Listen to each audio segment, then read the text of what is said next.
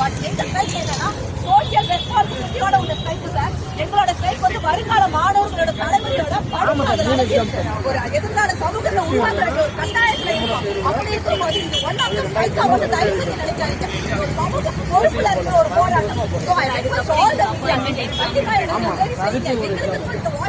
கண்டிப்பா வழக்க தாமதிக்கிறாங்க. இப்ப வர நாங்க ஆசிரியர் படிச்சதுதான் தவிர நாமள வேணா வேற ஏதாவது பிரைவேட் வேலைக்கு போனாங்க.